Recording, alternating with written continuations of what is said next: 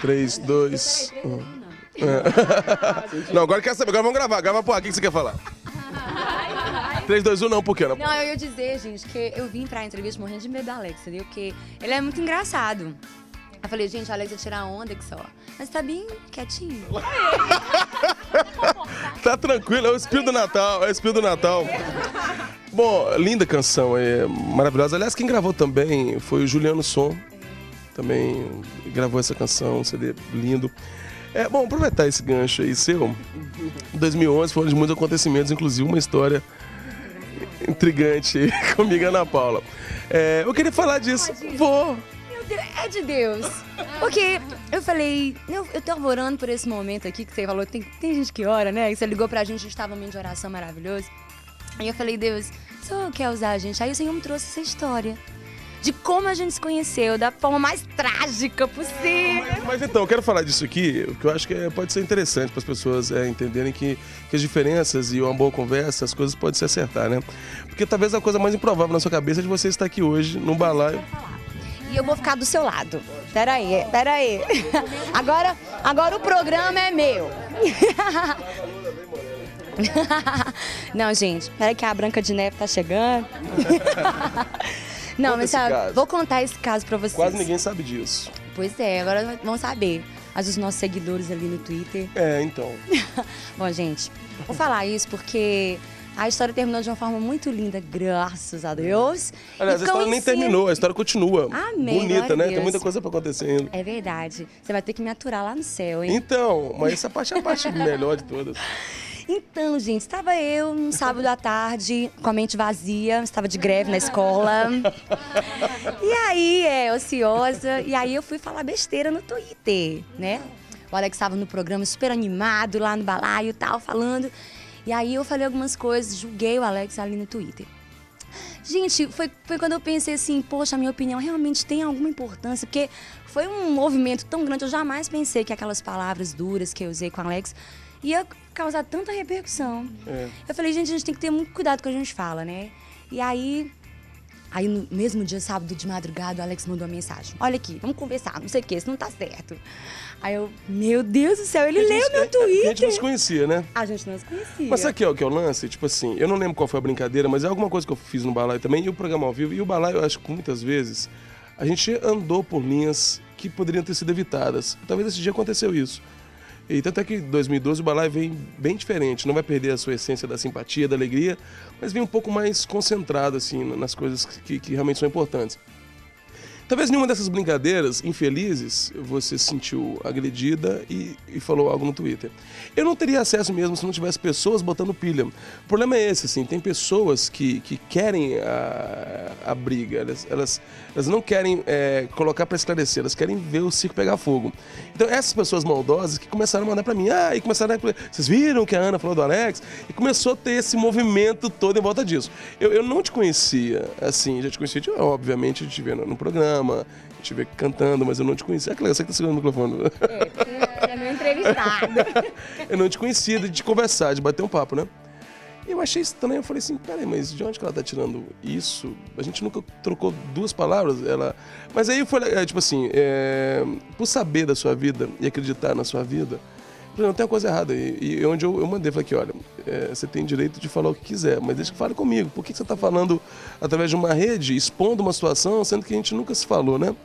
Mas o que eu achei interessante foi a sua postura também. Eu acho que foi um conjunto de posturas certas depois de posturas erradas. Talvez eu fui errado no que eu brinquei, você foi errado no que você criticou, mas a gente conseguiu contornar essa situação fazendo coisas certas, que é abrir mesmo. Né? E você foi muito legal, que você foi muito humilde também em reconhecer, em se retratar. E as coisas se resolveram muito fáceis. Né? Sabe quando o Espírito Santo, você joga uma palavra ao vento, o Espírito Santo na hora acende a luz, como o pastor Márcio diz, e ali acendeu a luz, né? E eu não consegui dormir naquela noite. Falei, meu Deus, o que eu fiz? Como é que eu pude usar uma ferramenta, né, tão importante para ser usada dessa forma por Satanás? E aí eu fiquei morrendo de medo de encontrar. De novo, outro medo de encontrar o Alex ali na igreja, né? Aí eu lembro que foi no culto, no domingo. Aí eu lá do meu esposo, eu falei, amor, lá vem o Alex. Ele tava vindo na minha direção. Aí eu falei, dele vai me bater aqui na hora do culto. Nisso eu já tinha pedido perdão por DM, aqui, já tinha me retratado, né, na minha timeline e tal. Mas eu falei, pronto, é agora. Na hora do culto eu vou levar um tapa aqui dele, na hora ao vivo e a cores. E aí, gente, o Alex chegou pra mim e me deu um abraço tão curador, que eu chamo de abraço curador, né? E foi um abraço tão curador que ele me abraçou e eu fiquei... Meu Deus, eu nunca pensei que eu achei que ele ia me bater. O que você tá pensando? O que você é? O que eu tô pensando? E aí me deu um super abraço e eu fiquei tão constrangida. E eu fui pra casa, amor, ele me perdoou, né, com meu esposo. E eu quero dizer, assim, que foi, assim, uma situação desastrosa, né? Que o Senhor interveio e mudou toda a situação. E eu louvo a Deus pela sua vida, né? Desde lá, eu já sabia, desde aquele dia que eu tuitei aquelas coisas, eu sabia que você era um cara super capaz. Às vezes a gente conhece a pessoa e fala mais umas coisas pequenininhas do que as que são realmente relevantes. E a gente sabe que você é um cara super capaz, né? Tô aqui no seu programa, Diante do Trono, te homenageando. Que legal. Porque você é um cara super dedicado, super esforçado. A gente vê o quanto você trabalha, o quanto você sonha as coisas de Deus. E eu queria realmente compartilhar essa história para te agradecer por aquele abraço tão curador. Imagina. E você ter me tratado de uma forma tão graciosa. E nessa época, né, a gente fala, os corações estão tão abertos, sabe? Se você tá passando na sua vida uma situação com um familiar, com um amigo, com um parente, que você magoou essa pessoa, né? Me coloco no seu lugar, peça perdão, né? E você, né, assim como o Alex foi ofendido, libere perdão, né? Que você possa começar o ano de uma forma totalmente nova, livre dessas cadeias, que você receba de Deus e do seu ofensor, ou você possa dar esse abraço curador que eu recebi, que me fez tão bem, me libertou, isso foi maravilhoso. Olha, é até legal, a gente não programou de falar sobre isso, e é tão legal falar isso num clima de Natal que as pessoas estão mais abertas a perdoar e pedir perdão mesmo. Mas uma coisa que eu acho que é interessante, e o que me fez não ter outra escolha a não ser perdoar e passar por cima disso mesmo, foi a sua humildade de reconhecer também. Porque às vezes as pessoas erram, mas o orgulho ou a insegurança faz com que elas não tenham coragem de assumir. Olha, errei. Né? Por vários motivos. E um deles, inclusive, para a sociedade. Eu não posso assumir que eu errei, senão as pessoas vão saber que eu sou falha. E somos todos falhos, né?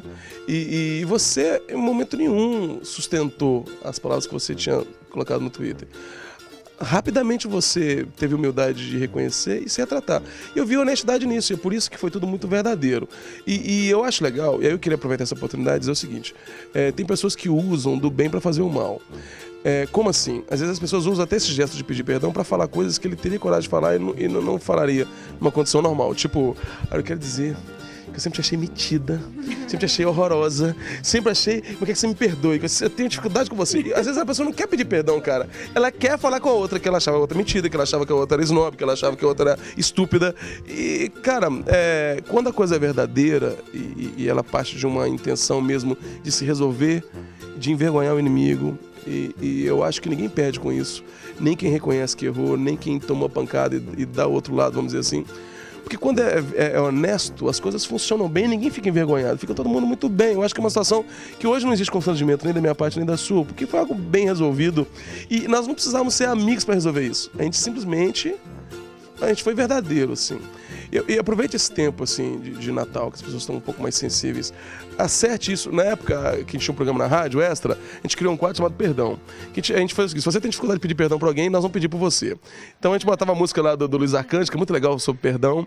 E as pessoas ligavam, contando um caso, e a gente ligava pra pessoa pra ver se elas queriam. E tivemos sucesso em todos, com exceção de um, que a gente não conseguiu. Cara, mas tinha, por exemplo, uma que eu não esqueço. Fica aqui, que aqui é o lugar dela. Já bateu, eu lembrei aqui, é o lugar dela. É um mosquitinho na abelhinha. Tinha um caso de duas irmãs, cara, que há 12 anos não se falavam. Só que as duas já tinham perdoado uma outra. Elas estavam esperando quem ia ter primeira atitude. 12 anos, já não tinha problema nenhum. Uma já tinha perdoado uma, outra já tinha perdoado a outra. Já não tinham raiva uma da outra, cara.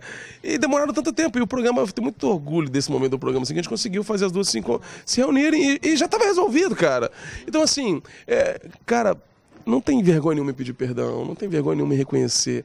É grandioso quando alguém... Eu, por exemplo, sou muito tranquilo nesse aspecto, sabe? Errei. E aí? Vamos acertar aqui. Cara, isso é lindo. O ser humano é assim, tá sempre se reciclando, sempre se renovando, sempre melhorando, sempre evoluindo. E é tão bom você poder se acertar com alguém, faça isso de verdade, com o coração aberto. Não chega pro outro só para poder vomitar nele tudo que você queria falar e não tinha coragem e usou um jeito cristão, gosta para poder desabafar todo o seu trauma em relação a essa pessoa. Não faço, não. Chega de verdade, assim. Eu acho que vale a pena.